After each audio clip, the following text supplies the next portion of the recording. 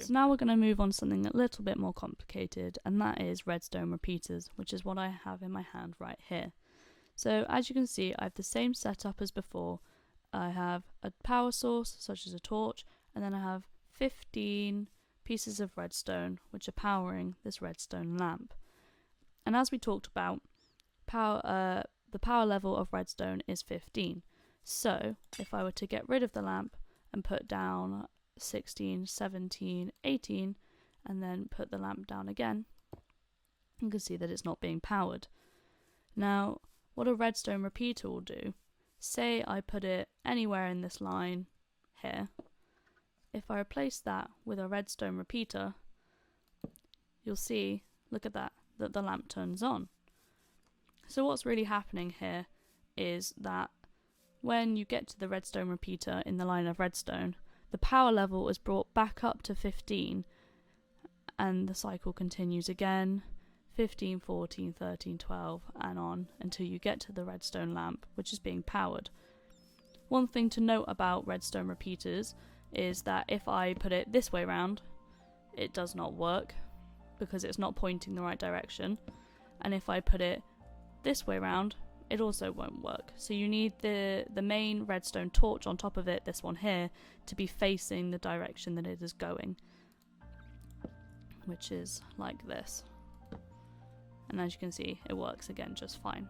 The other thing that repeaters can be used for is changing or opposing whatever a power source is doing. So as you can see here, I've got the redstone torch powering some redstone, which is connected to a lamp, and that's all turned on. On the other side of this block, I have a redstone repeater next to a lever, and as you can see, that's not turned on, so it's not lit up.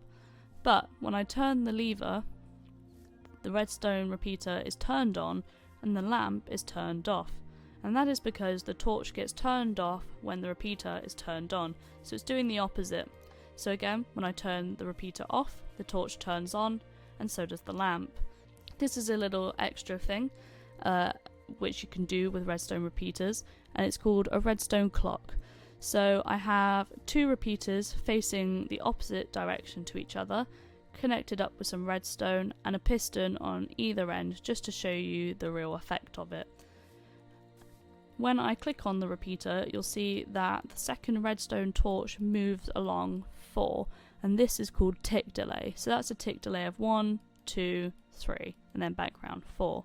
So I'm going to start off with having them on tick delay 1, and then to turn on the redstone clock, you simply flick the lever very fast on and off once, and you can see that it is turned on, and the pistons are going up and down, and this is just going in like a constant loop.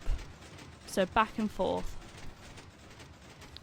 Now, if I turn it off by breaking the redstone and put that back on, if I change the tick delay to the third row and then do it again, you'll see the effect that tick delay has.